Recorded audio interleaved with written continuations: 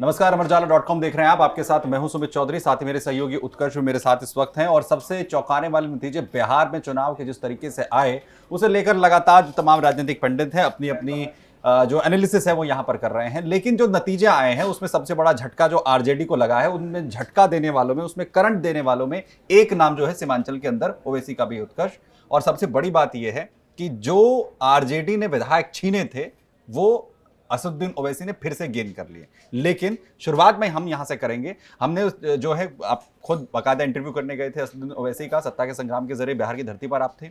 और उस दौरान जब आपने उनसे बात की थी, उन्होंने ये कहा था कि मैं तो लगातार कह रहा हूं तेजस्वी यादव को, जिस शब्द का इस्तेमाल उन्होंने किया था वो आप बताएंगे, मैं लगातार ढोल बजाकर कह रहा हूं, मैं ढोल बजाकर कह रहा हूं, वही हमें नहीं ले रहे हैं। मुझे लगता है कि अब वो जो बात उन्होंने कही थी तेजस्वी यादव को शायद समझ में आएगी। तीन बड़ी बातें सुमित, आपने भी वो इंटरव्यू देखा है, हमारे तमाम दर्शकों ने, और जिन्होंने नहीं देखा वो अमर उजाला पर ओवैसी इंटरव्यू या ओवैसी लिखकर उसे देख सकते हैं।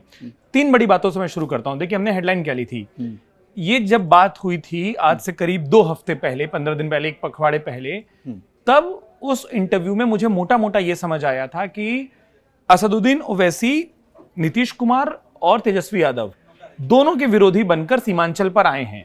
वो सीमांचल की बात कर रहे थे, सीमांचल के हित की बात कर रहे थे। लेकिन जब होता है ना कि आप और हम बतौर पत्रकार जब जमीन पर होते हैं तो हमारा काम होता है कई बार आप परत दर परत चीजों को छानिए। जब वो आप छानते हैं तो एक चीज समझ आए कि ओवैसी ने, जहां से आपने बिल्कुल अपना इंट्रो सही शुरू किया कि राजद की जो जमीन हिली है, हम ये मानकर चलते हैं राजद का जो परंपरागत वोट बैंक है वो है MY समीकरण, मुसलमान और यादव। उसमें मुसलमान वाले जो हिस्से में डेंट लगाई है वो इस शख्स ने, असदुद्दीन ओवैसी ने लगाई। क्यों लगाई? एक लाइन उन्होंने ये बोली थी, मुसलमान केवल दरी बिछाने के लिए हैं क्या? और ये लाइन के संदर्भ में बोली थी, मैं अब आपको वो बताता हूं। और इसीलिए हम जो ये वीडियो बना रहे हैं और एक एक करके बात करेंगे, आप भी उसमें अपने इनपुट दीजिएगा। इन्होंने जो अटैक कर रखा था, जहां जहां ये प्रचार करने जा रहे थे, इन्होंने बोला क्या कि तेजस्वी यादव जो उप मुख्यमंत्री पद का उम्मीदवार मुकेश सहनी को घोषित किए हैं, वो सबसे बड़ी भूल है। और इसको अब लग रहा है कि एक स्ट्रेटेजिक चूक भी हो गई 2 कारणों से। मुकेश सहनी की पार्टी वीआईपी एक भी सीट नहीं जीत सकी। उन्होंने अपना कितना वोट शिफ्ट कराया इस पर संशय है, क्योंकि वोट शिफ्ट होता तो शायद महागठबंधन के नंबर कुछ और होते।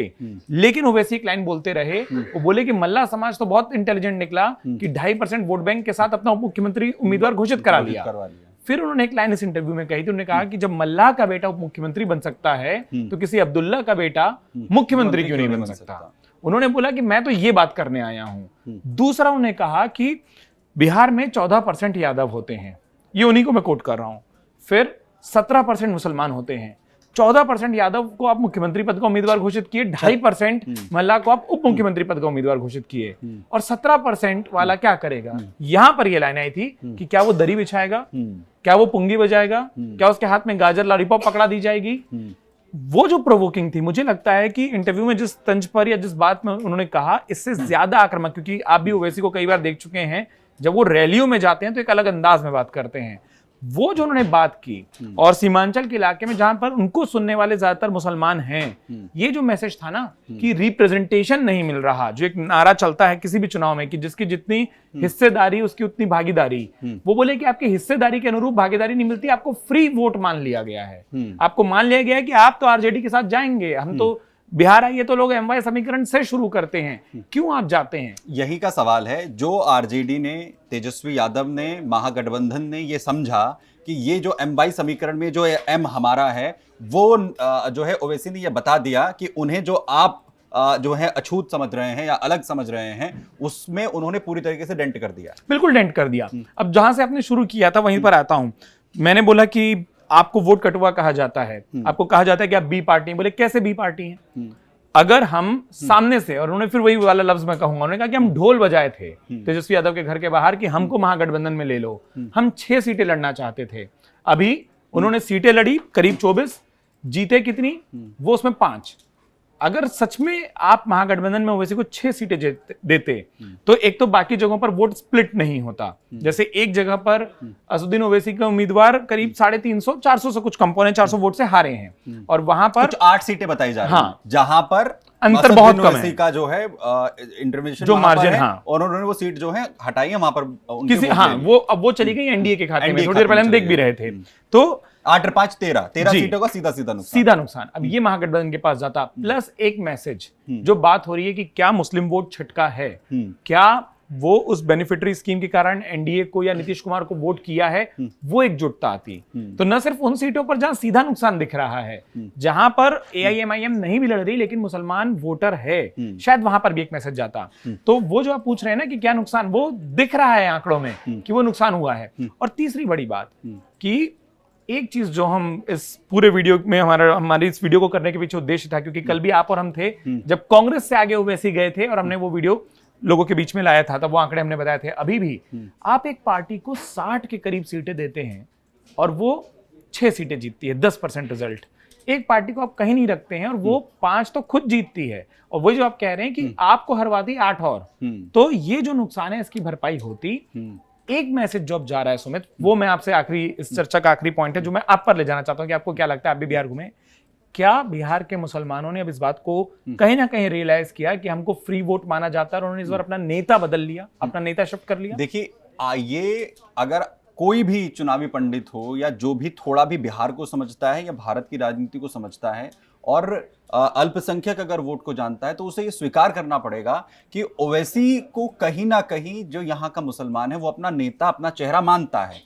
दूसरी स्थिति यह है, अगर असदुद्दीन ओवैसी कहीं पर चुनाव हारते हैं या कहीं पर उन्हें वोट कम मिलता है, या फिर जिन 15 सीटों पर वो लड़े और उसमें से वो 10 सीटें अगर कहीं पर उन्होंने लूज की हैं, तो उसके 2 फैक्टर होते हैं। तो एक तो ये, या तो वहां पर अल्पसंख्यक आबादी कम है, या फिर जो वोटर है उसे ये लगता है कि अगर मैं अपना वोट यहां पर देता हूं तो ओवैसी नहीं आ पाएंगे, अब वोट वेस्ट हो जाएगा।